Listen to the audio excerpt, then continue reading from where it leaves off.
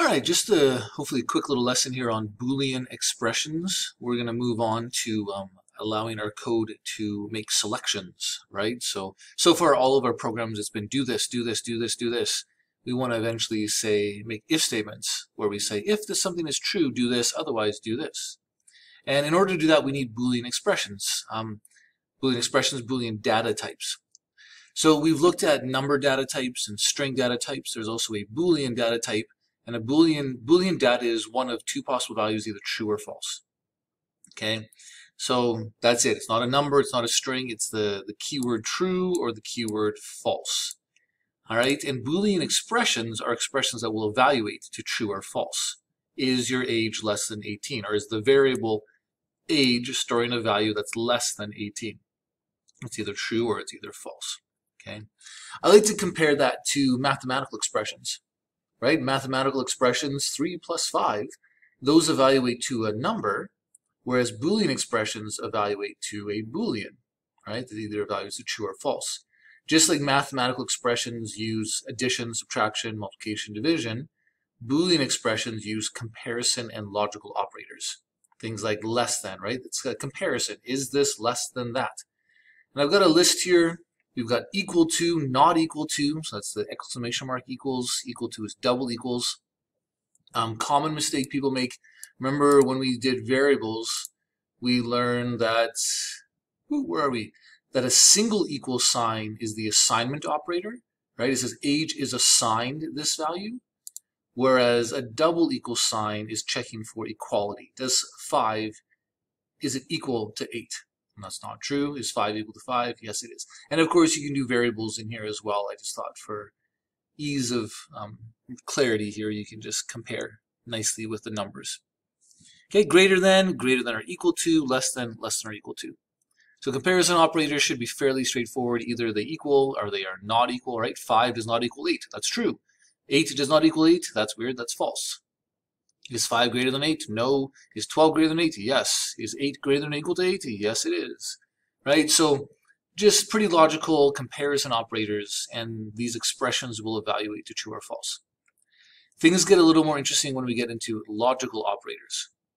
Okay, these allow us to build more complex Boolean expressions, larger expressions. Basically, the example here is, here's a Boolean expression. Here's a Boolean expression. This and, right, the double ampersand sign here means logical and. It's basically connecting these two Boolean expressions. This Boolean expression has to be true, and this Boolean expression has to be true in order for the entire expression to be true. Okay, so here this is true, so the whole thing is true. 5 is less than 2, that is false. So even though 20 is greater than 10, because this is false, the whole expression will evaluate to false. The and means that all of the connected Boolean expressions need to be true. Okay, this double vertical bars, the vertical bar is above your enter key, so shift and then that backslash gives you that vertical bar. That means the logical or, and or means that at least one of them have to be true. It could be this could be true or this could be true. They don't both have to be true, that's and. Right, so 5 is less than 2, that is not true, but 20 is greater than 10, so that's okay. This could be true or this could be true, so the whole thing will evaluate to true. 5 is less than 2, that's not true. 7 is greater than 10, that's not true, so since both are false, this is false. 1 is less than 2, that's true. 20 is greater than 10, so they're both true, that also will evaluate to true, right? It can be one or more of the connected expressions are true. Okay, and then not 3 less than 5 evaluates to false.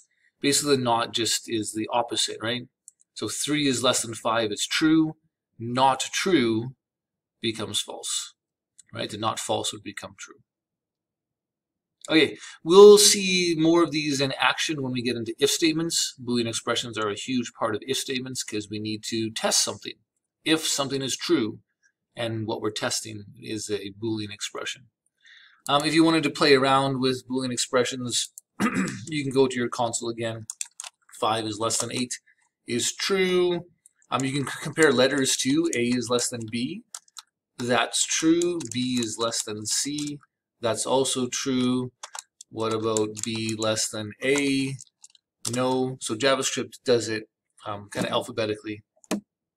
So you can do that as well, right? Cat is greater than dog. That is false. And maybe in real life too, dogs are nicer than cats, right? Anyway, we won't get that debate started. What else can we do here? Oh, you can do variables, right?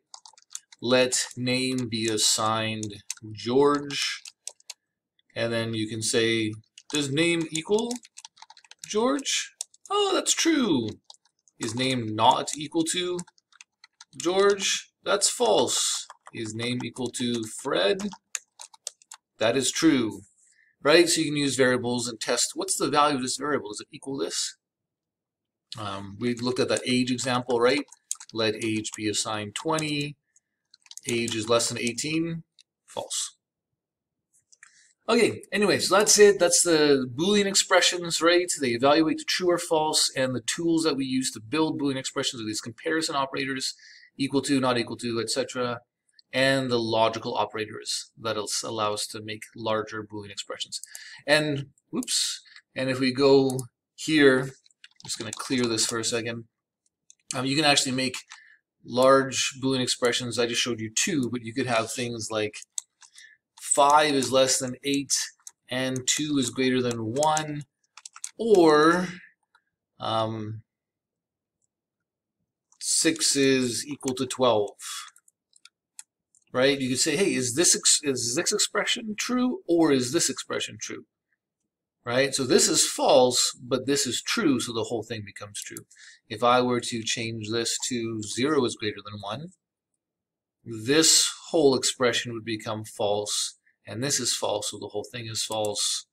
Change this to not equals. Now this side is true. Anyway, you can make these as large as you want. You can use parentheses to also do order of operations, right? Evaluate this first. And away you go. Okay, hopefully that made sense. Like I said, when we get to if statements, we'll learn more about, we'll see these in action, right, with our if statements. Okay, that's it. Take care, and we'll see you in the next video.